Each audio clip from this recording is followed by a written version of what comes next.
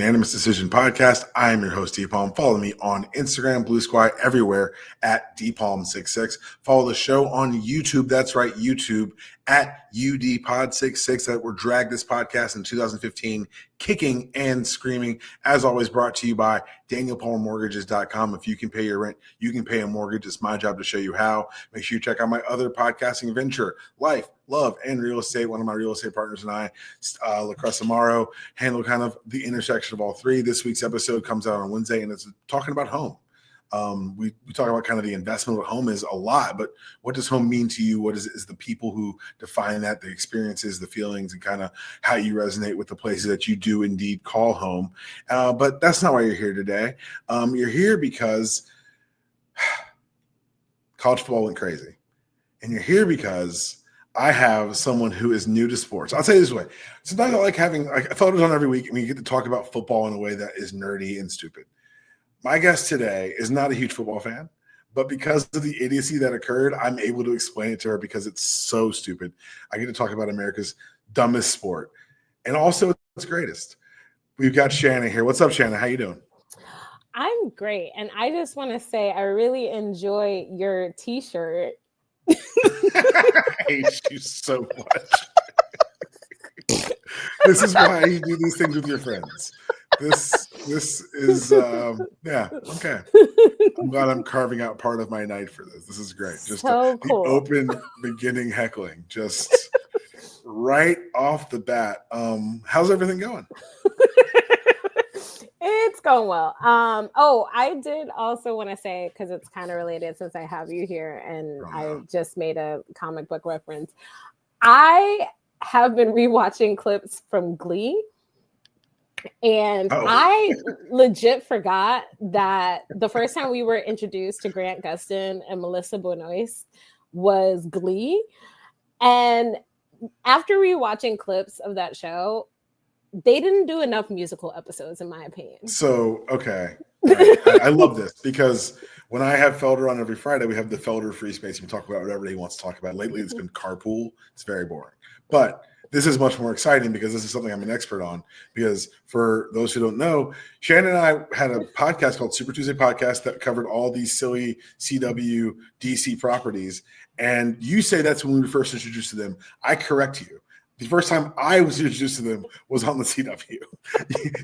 They may have existed prior to that, but they are the Flash and Supergirl respectively to me. And but I'll say this: the musical episodes apparently were pushed for by them. Like they had to really fight to get them done. And I'm glad they lost more of those fights personally. I think having rewatched them, I'm like, I forgot they're amazing singers and performers. And then we had like Jesse L. Martin, you have Carlos, who I think now is on Broadway right now or something like that. Like, I'm just like, if it would have been me, it would have been a musical episode every season. And that's why we're not in charge of things. Because if it was Chris in charge, we never would have had one drip of musical episodes. So we find that happy balance. That happy balance allows us all to survive. Well, Shanna, thank you for taking me back to Super Tuesday. I miss doing that more than I thought I would, but life would never allow for that now. Let's talk W because, guys, I hate to break it to you, Shanna became a sports person this year. I did. Like, I'm full on. I'm in it. I even continued to watch the playoffs, even though my team was out after the first round. Well, who's your? First of all, not everyone knows your backstory. What is your? What's your team? Okay, so I have lived in the Bay Area for almost 20 years, and I have not ever been like a huge sports person. But when I heard that we were getting a WNBA team, I was like, okay, here's my opportunity to get in on the ground floor. And me and two of my really good friends, we got season tickets. We all sit together. We went to, I think when I looked back on the season, I think I missed maybe 5 games the whole season. Dedication. Which is crazy. Especially in the month of June when they were like, Commissioner's Cup. And I was like, what's that? They were like, there's a game every other day. I was like, what is happening?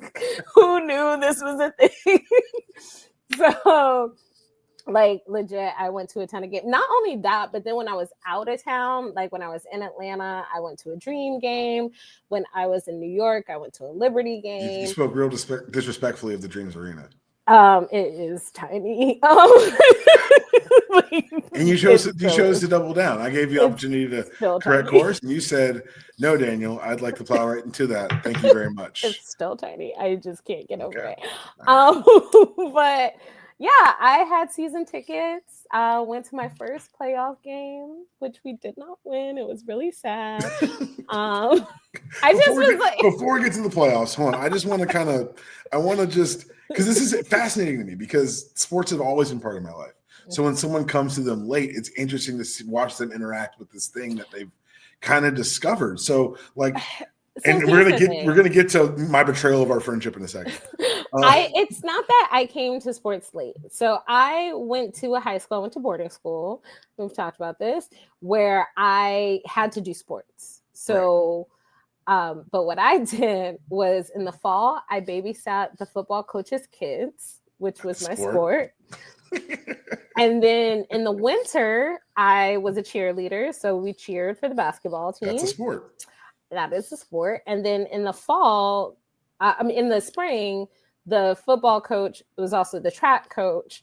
And so I did shot put and discus. Oh, okay. You threw. I was a thrower. Yeah, I was a thrower, which meant the least amount of running. It's very true. As a fellow thrower, I could see. I also know that appeal. So it was like the weight room and throwing. Yep. And I generally came in either second or third place because when I was in school, my good friend Julia was like she still continues to hold the record for at our high school.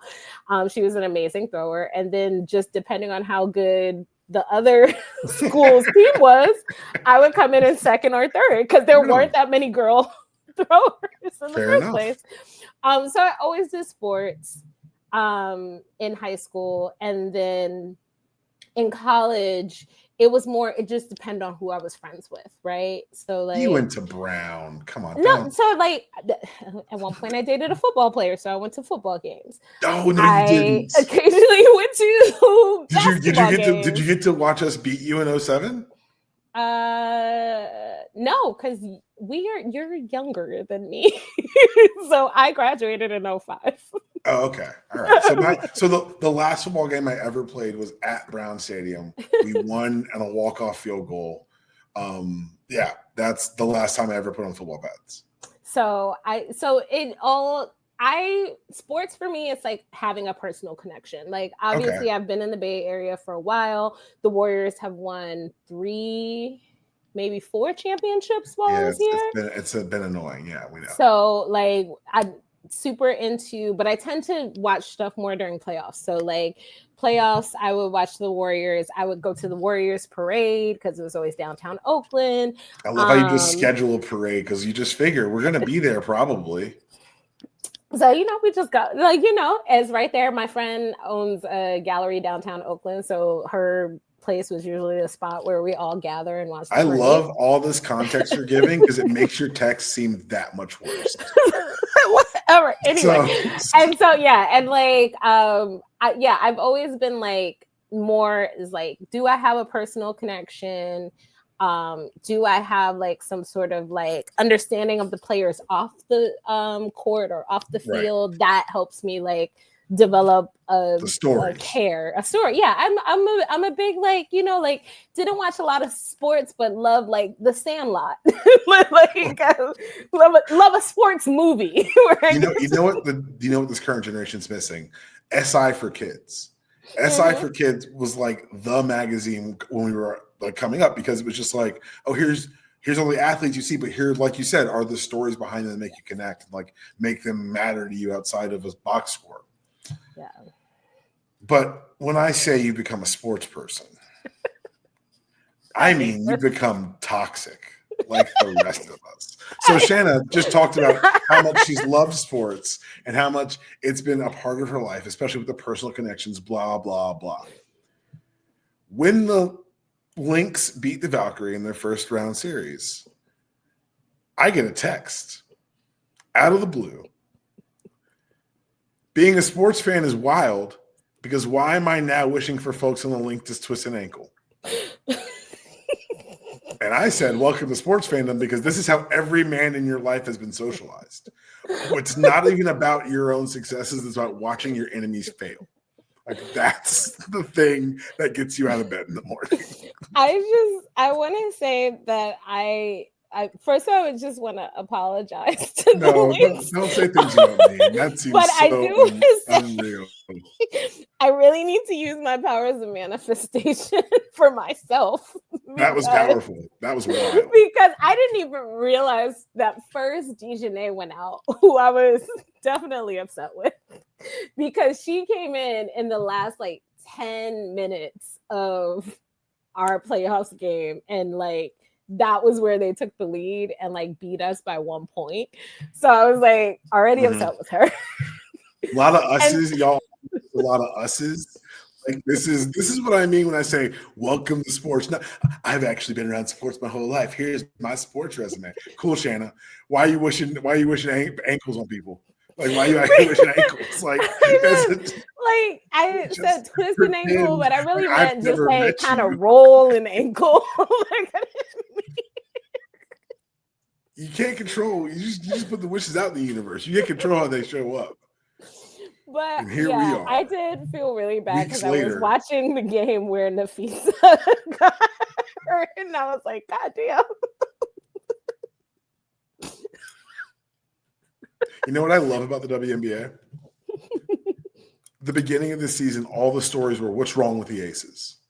What's wrong with the Aces? And what's happening right now? The Aces are crushing people again. Okay. So here's the thing.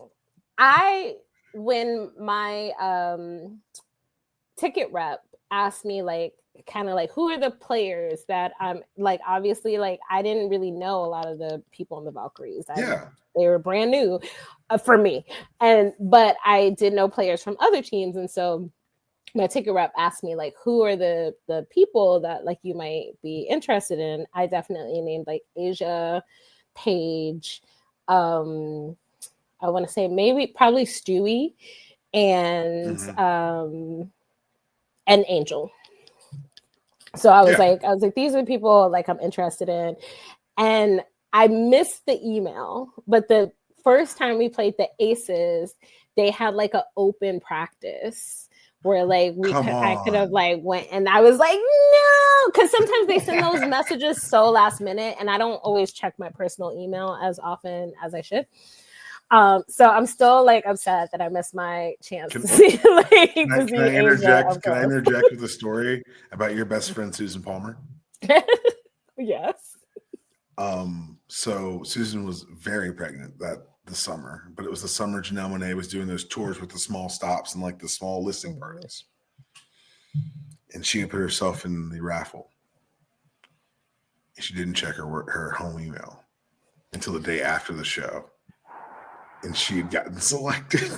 No, I'm so no. When I tell you heartbroken, I would die. Like a month before Matthew was born. Like, oh my gosh. She would have been up in there 8 months pregnant, getting her whole life. Oh my god. I was just like, hey, it's okay. She was like, it's not okay. Don't talk to me for a while. I was like, okay, sit with it, whatever you need. Yeah, I was like, I gotta start checking my personal email way more often, because usually I check it like on the weekend, like after. If that, because the last thing you want to do is go into more email.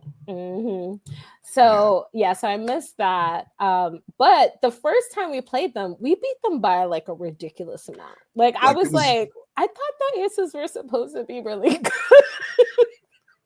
Maybe they were trying new stuff, because this whole like let's just give the ball to Asian, get out of her way thing seems to keep working.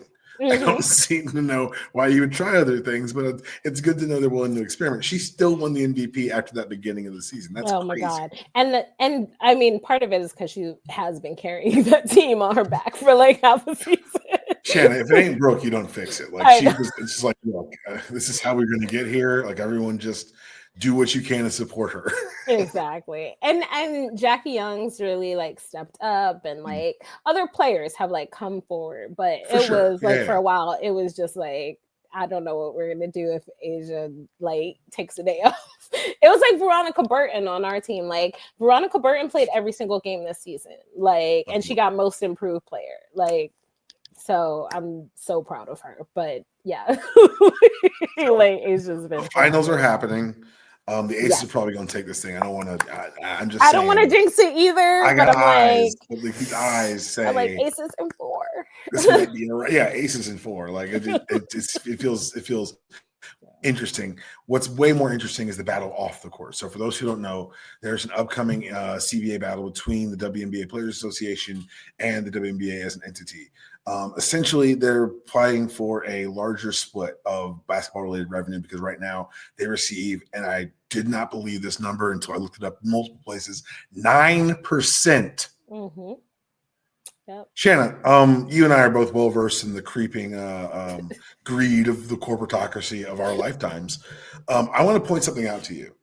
The NBA Players Association, the split's currently 51-49 to the side of the owners. Do you know what it was in the mid-90s? Ooh, oh God. I want to say like probably 15, maybe. It was 60-40 players way. What? Yes. So it started out higher on the player side? So what's been happening? Thank you. Welcome to my anger. So when people are like, why is your sports show so different? I'm like, because I know too much. I'm too informed. Because yes, Shanna, it used to be the players had a bigger split. But as the size of the pie exploded, they were convinced to give up certain amounts of the split for other things. Like, for instance, they don't test for weed anymore in the NBA. Oh, that's smart. Well, they stopped during COVID when everyone was in the bubble, and they're like, "Well, you're never once you've stopped, you could never start again." Like that was it. We're not going back. We're not going back. Who would do that? Once you've dated a partner who has a car, you can't take the bus ever again. No. Some things you don't come back from, and that's how it felt. I wish it was that simple, but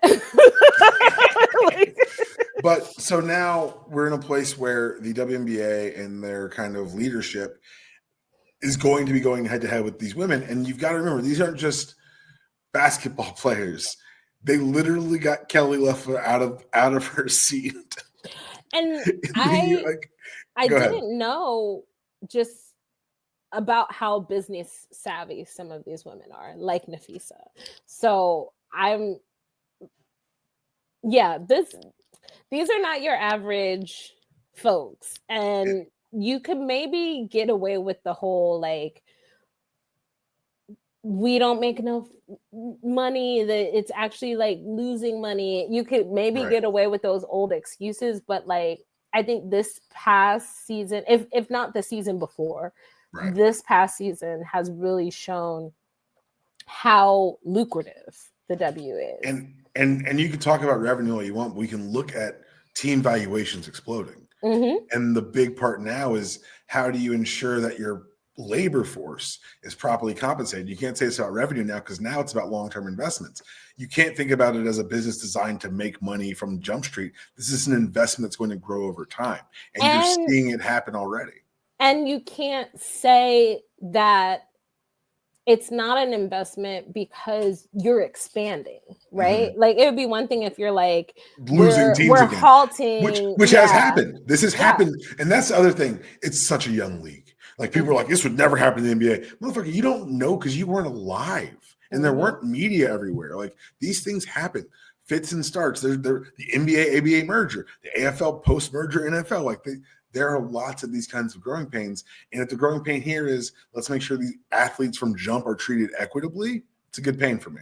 Yeah, I think that's the thing I keep thinking about. And this is not just in regards to the W. This is just in regards to how we create a workforce that produces, right? It's like it's an investment. It's it's when you treat people well, they stay and they grow. It's for if you want to compare it to another sport, I think of gymnasts. Okay. So what we're seeing right now with the USA gymnast team, or what we saw at the last Olympics, those gymnasts are in their like 20s. They're like in their mid to late 20s. Like the super twilight years for a gymnast. For a gymnast. And the reason why those used to be the twilight years, or you didn't even get to that age, was because they were abusing their bodies so much as like tweens and teens that they weren't able to be like 25, 26, 27 still doing the sport. But like you look at what happens when you invest in somebody like a Simone Biles, when she's empowered, when she isn't being abused by her trainers, she's still inventing new moves now. She's still at the top of her game now. And we just never would have seen that if we didn't properly take care of these athletes. And so, I mean, well, you can talk more about like specifically what Nafisa said, but let's get to that, because that's kind of because despite what we all may be feeling, negotiations have not begun in earnest. So let's talk about why we're even bringing it up. Nafisa Collier said, do you know where you were when the bomb dropped? Like, that's how I feel with this press conference. It's like, because what happened is I'm in a group chat with two of my best friends, and we all very much follow WNBA. And I had a busy day at work, so I hadn't been in the group chat. And I pick up my phone, and it's like 17 messages. I'm like, uh-oh. What did I miss? And so I just start scrolling up, and I see the I'm not calling it a skeet, the blue sky post with the quotes, and I was just like, with the video, and I just sat there for a minute and a half and watched the video. And I was like, I don't think there can be any questions, because she anticipated what you were going to ask and answered it preemptively. Like, she handled her business in a way that you rarely see done, particularly when you're talking about effectively your boss. And so I'm on WNBA threads. So I can't do threads. Threads is too far for me. I know. I'm on threads mostly. That's where I live. And because of this whole season, I'm now like a part of WNBA threads. So like, just when something goes down, it's like that's at the top of my algorithm. This is like your Luka trade for NBA nerds. Like, I remember where I was when Luka got traded. Like, I do, for sure. So I was just like, what's going down now? What's going down now? And what I think was so smart that people were commenting on is she, in her comments, specifically name dropped comments that Kathy had said about Caitlin Clark, Angel Reese, and Paige Buchers. I don't know what's happening over on Blue Sky when it comes to sports, but I know on threads and on Twitter, those three, and I only know this because people screenshot things from Twitter and bring it over to threads. Those three fan bases are rabid. They are crazy about them girls. Okay. And so I was like, it's like she pointed the bat signal at all three of those fan bases and said, go. It's wild because, and people, I've seen some commentary from places, people I don't necessarily think do a very good job in sports media, say things like, well, this is just winning the internet. It's not winning any actual thing in the negotiations. And I would say that's not true, because now in the court of public opinion, Kathy can't reply, because either you say that's not true and you get in a de facto screaming match about whether or not you said a private thing, or you have to kind of acquiesce and everyone has to assume you said it. So I thought you put her in a corner there. What I think super interesting is that, open secret, Kathy is going to be gone once this negotiation's done. Yeah. Like, that was already in play. So for me, it's like, well, are you trying to force their hand to move her before negotiations? And that one is the one where I think it's interesting, because I'm like, oh, that's a play. I don't know I think there are too many variables in the back end on what could happen afterwards to really embrace that as a tactic. But you know what? She clearly knows more than me, so she's probably right. So like, let me just go ahead and just undercut everything I'm saying. I'm just saying, for my personal risk management calculation, like that's a big swing. Yeah, because they could get rid of her before negotiations and bring in someone that you're completely unfamiliar with, or they're She just gonna get bleeds rid all of the way through. her, Yeah. and you have an idea, and maybe we just don't have an idea, but maybe the players have an idea of who would be brought in, or if that would leave them in a position to kind of be in disarray because they don't have some. Yeah, I don't know all the ins and outs. I just know that I would not. I would not want Nafisa Collier, your all-star team captain, calling me out in the press in her final interview of the season right before we go into contract negotiations. Well, you say this season, and that's why I want to really point out here before we move on to the next college football. It's not just about the season, it's about the other season, the season for the league that she started, the season that's not going to be locked out next year because, guys, spoiler alert, there will be no WNBA season on time next year. That's not going to happen. I'm just telling you that right now. Full confidence. So I don't know like the timeline. Yeah, I was going to say, I don't know the timeline of things. So how does that work? And I might be leaving my job and possibly leaving the country. So I'm okay if it doesn't start on time. So I don't know what their timeline is because I don't know how they're. Again, I've been part of the NFL PA. I've never been part of the NBA PA or the WNBA PA. So I don't know exactly how it works. What I would imagine is that they would either have the opportunity to say it's going to be a work stoppage or they could decertify the union. Either way, like there is some flexibility on what the options they have, but because they've created a parallel revenue stream through basketball, you could do undefeated back-to-back seasons. You could do like an A season, B season, and then do an all-star season. Like you could do that. You have the infrastructure in place to pull that off. You have the TV deals in place to pull that off. And guess what? The WNBA, which just took this huge, huge, huge media rights deal, if they don't play, someone's got to fill the time. And you do not have enough equity in you're not the NFL fighting the players. You're the WNBA fighting people that they know.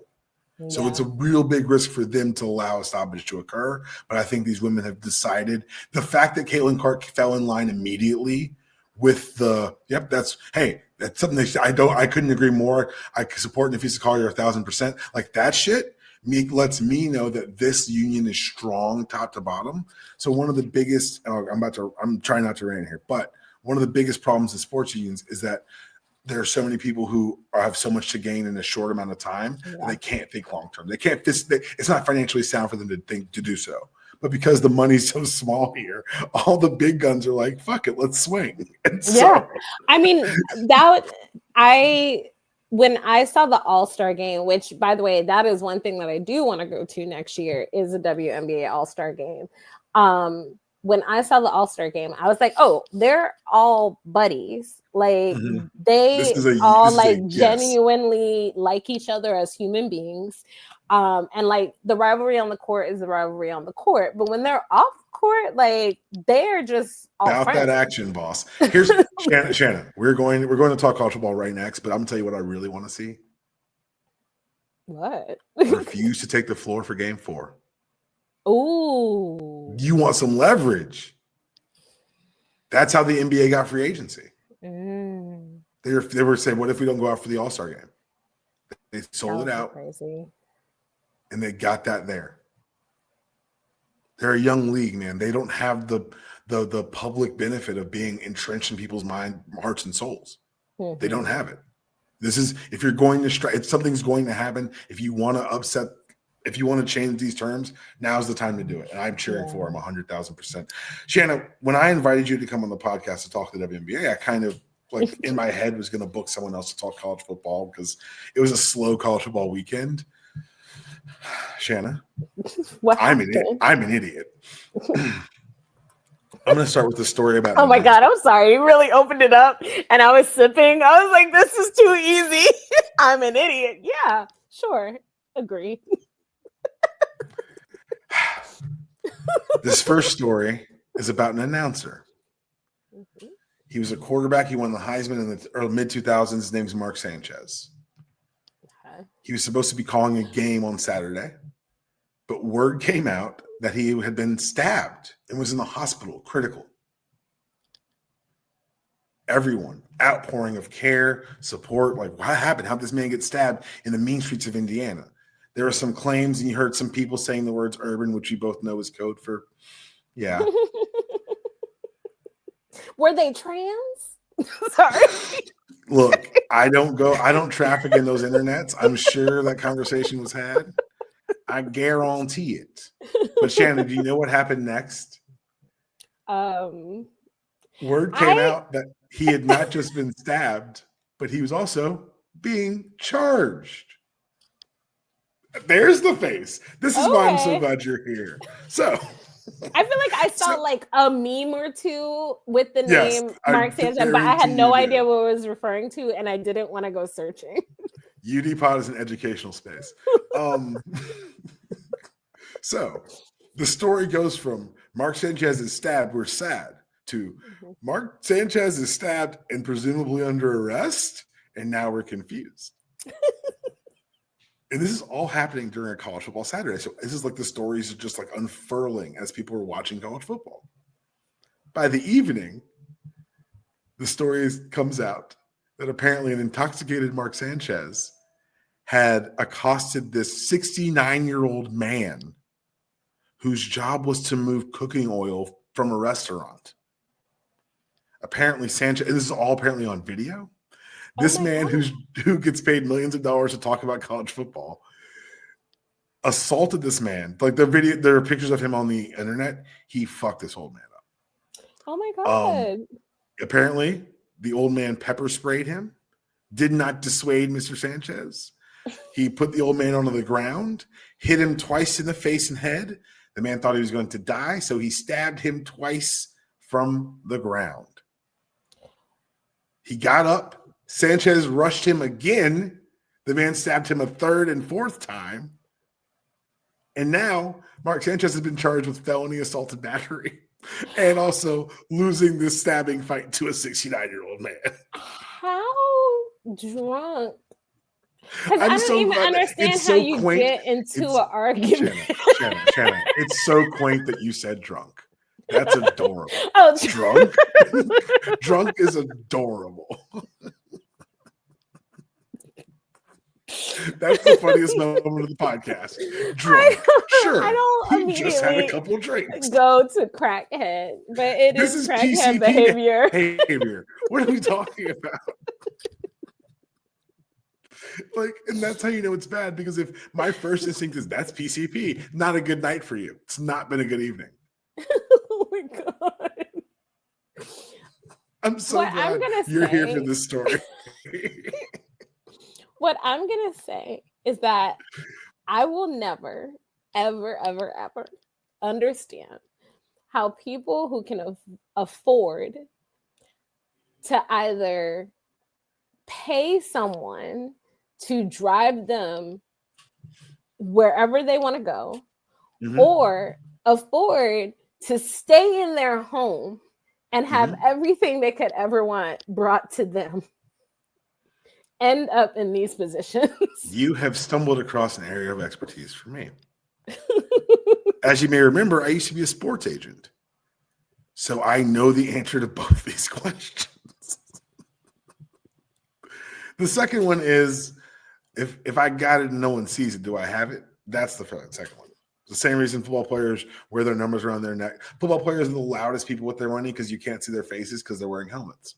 So they have to remind you that they who they are. That's why that explains that. Whenever you're wondering why are they so, the basketball players don't need to flaunt their money because anyone who walks into a room who is 6'7" immediately has everyone's attention anyway. It's true. I'm learning so much about this psychology.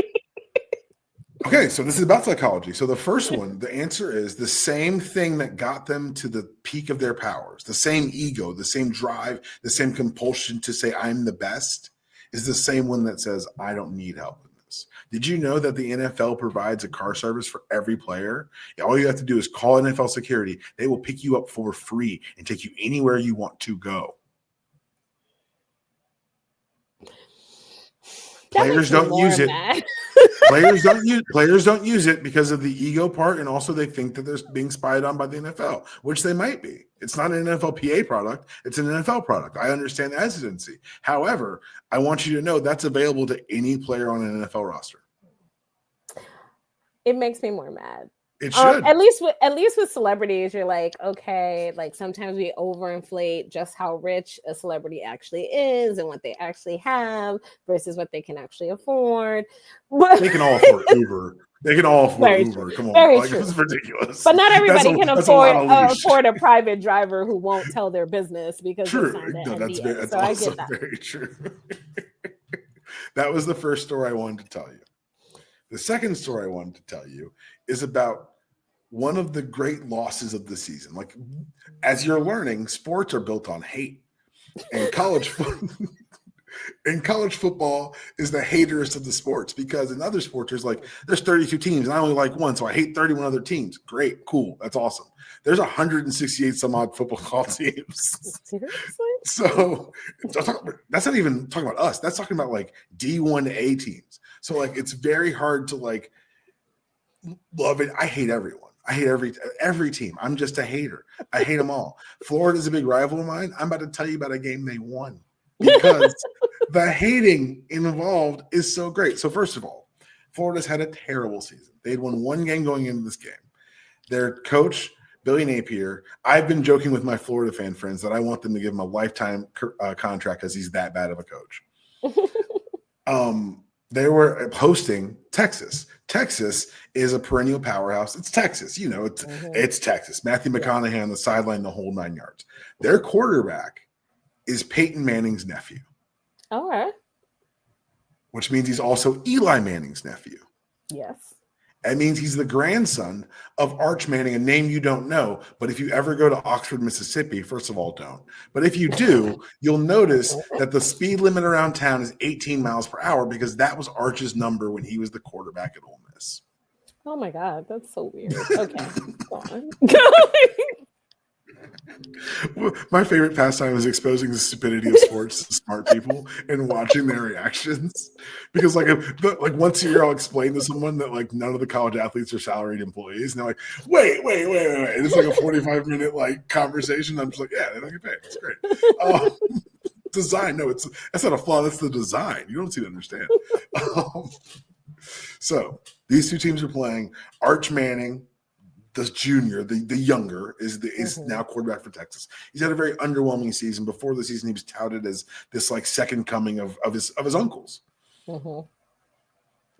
Florida beat Texas. Texas was number 1 preseason in the rankings, and now they're unranked because they're not a very good football team, and rankings are stupid.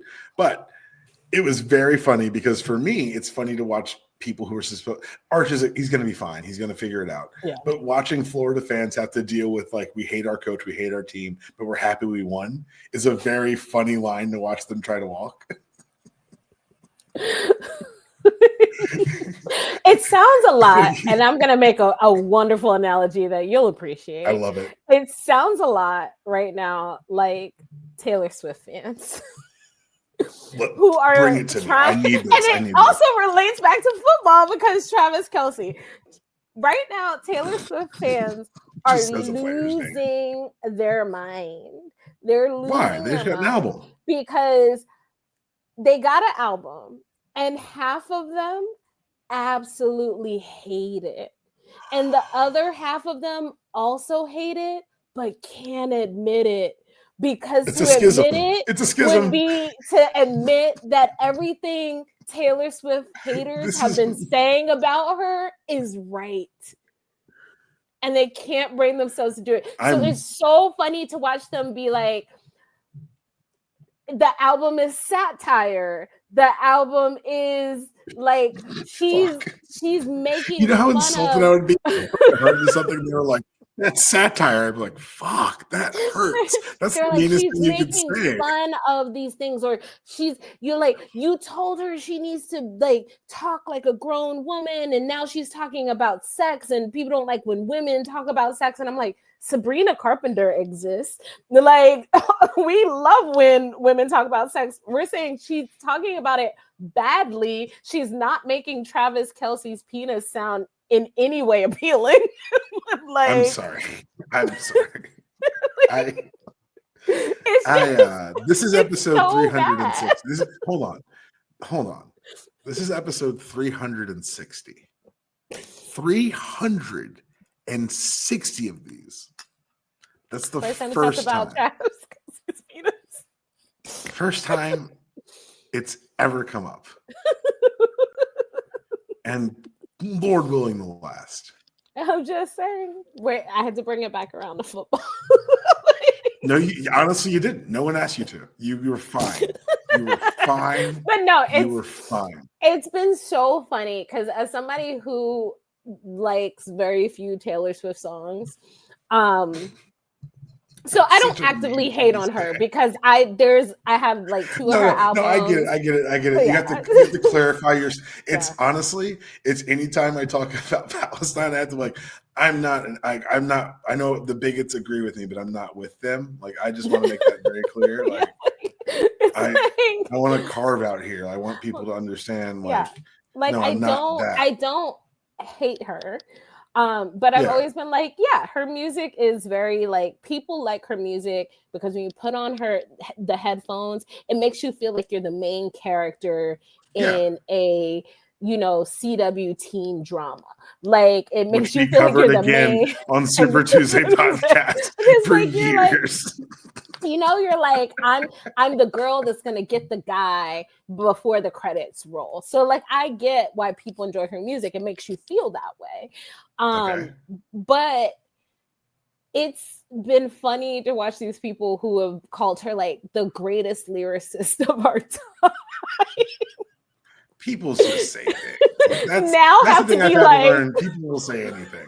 People are like, wait, is this what you guys meant when you said that she's not a great lyricist? It's like, yes, this is what we've been. It just means that we have ears. Like, we've heard her words before. Yes. All right. So I've got another one. So my last story I want to talk to you about. I need you to give me, I'm going to give you a scenario. I need you to give me a pop cultural analogy. This is fun. Someone who invariably does all the little things right, but when it's a big opportunity, they seem to fall flat every time. But people still want to believe in them until the straw is broken, where you watch them fail at an easy thing. And you're like, oh, maybe we were wrong. Maybe it was never there. I don't know if he's had this moment yet, but I was just talking about careful, your words have power. Be careful. I was just talking about what's his name? Taylor Kitsch. Tim Riggins Friday Night Lights. From Friday Night Lights. And Tim Riggins, for those who are of the show. Yeah. He's been in a few things, and like facially and like physically has all of the things that a leading Hollywood guy should have, right? So, and he's been in a few things, some things critically Can I just pause it really quickly? Just really, I'm gonna let you finish. Everyone who knows where this is going and is listening to the sports podcast is dying laughing right now because you may have picked the perfect analogy. But keep going. I'm just saying, this is fantastic. He has the things, and then it never, like, a good thing never leads to a greater thing, and then a bad thing will happen and he just disappears. Okay, all right. So I may have Shanna on twice a week. I don't know. This may become the Deep Home and Shanna show. Because again, and I want to make this very clear, I don't allow my guests to know anything about what we're talking about. I give no one notes. There is no prep. You're going to follow me. I'm going to lead. It's like jazz. And it works out like 360 episodes. It works out most of the time. God damn, you set me up beautifully. Okay. Collect myself. There is a school, Penn State. You know Penn State, the Nittany Lions. Yeah. Joe Paterno, that kind of stuff. Yeah. They have a coach. That's their best moment. I'm sorry. If I'm going for like public identifiers, I could be like LeVar Arrington. You're like, what? Exactly. So I went with Joe Pa. That's on them. I didn't make it that way. They did. They put the statue up. Yeah, you may be on twice a week. This is fantastic. So Penn State, their current coach's name is James Franklin. James Franklin is fine. He's a good head coach. He usually I wins thought the game. You meant fine, like No. good looking. I was about to Google. I'm sorry. Because there is like a really cute like defensive coach or something like that that the internet You're thinking of talking the head coach. about. You're thinking of the head coach of Notre Dame. Every woman's always thinking about the head coach of Notre Dame. Okay. It's annoying. You Google him. Go ahead. You can. I'll look it up later.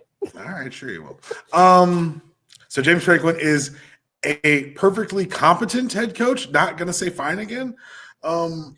And with all Penn State's like built-in advantages of the history and the talent they bring in, they tend to do pretty well. They win the games they're supposed to win, but when it comes time to like play up and like try to beat better teams, they tend to fall short. He's earned the nickname Big Game James, parenthetical derisive. So last week they hosted Oregon, and Oregon came in town and beat him in overtime. Oregon's a very good football team. It's another situation where it's like, hey, man, it's a team that's just better than you that you couldn't overcome. You don't seem to elevate your teams past these things. And he went and gave a great press conference that I thought. I was on this podcast. He's an idiot. Again, moron. I was on this podcast talking to Felder last week like, man, I think this is his turning point. I think he's finally understood that, there is a problem and you need to identify it. How can you heal a thing if you won't even give it a name? And I was like, look at him. This is the turning the corner. Shanna, I'm a moron because Penn State still ranked number 7 in the country, mind you. Preseason top 10. They went to UCLA. Shanna, UCLA is the worst team in the country. Oh.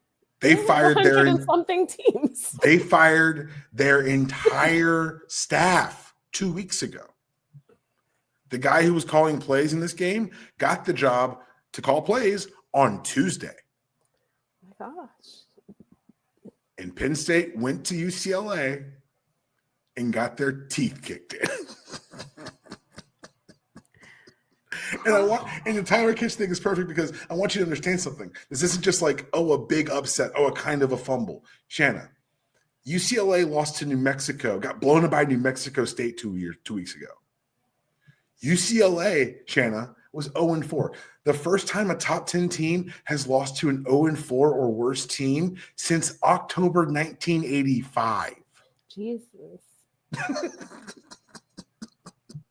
Historical ineptitude. So when you say Taylor Kitsch, you can understand why I'm giggling the entire time you're explaining it. I'm so sorry, Taylor. If you're watching this, I think you're great. I love John Carter from Mars. No, you didn't. No one did. What a lie. What a weird lie. What a weird specific lie. How about I also loved Friday Night Lights? Tell the truth. Tell one that you can back up. I love Friday Night Lights. That's a whole different conversation. That's a different podcast. I also love John Carter from You did not. That's a dirty lie, and I'm offended you're using my airwaves to tell it. Shanna, this has been so much fun. Thank you so much. Will you tell anyone who's listening where they can find you? Apparently fucking Threads? Yeah, I'm on Threads. And so I'm over there. I'm just having a good time. Like WNBA Threads, Love is Blind Threads, Love Island Games Threads. Like that's where I'm at right now. I'm excited because Love is Blind being out means I get to have Kristen Felder peek her head into the podcast. Felder's wife. He hates it, and I just love talking about it with his wife. It's the best. I am not liking this season. I've only watched this season and last season, both of which everybody keeps saying were the worst seasons. So I have officially, since I have been like cleaning nonstop, I have officially started season 1, which apparently everyone says is the good season of Love is Blind. I've never seen season 1, but one of Susan's best friends is friends with one of the main characters of that season because it's Atlanta. It's Atlanta, so people who know people, it's weird. I'm watching that one, and I mean, It's the very first one. So these folks did not know what was gonna happen. It's very interesting. And it's very interesting to watch the new one. Like these all clearly knew what was happening. Also, I'm sorry, some of these dudes are straight sociopaths, but that's all. that's Yeah, whole nother conversation. You'll watch it go from like genuine human beings to like sociopathic monsters over the course of the series. It's very interesting.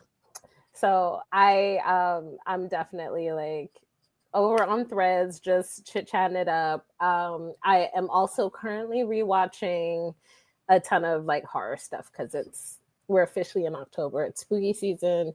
Just finished rewatching Midnight Mass on Netflix. I'm trying to decide if I'm gonna go Interview with the Vampire next and do a little rewatch, or just like hop into some movies. So that's where we're at. I love it. I love it. Well, thanks for coming on. I really do appreciate having you.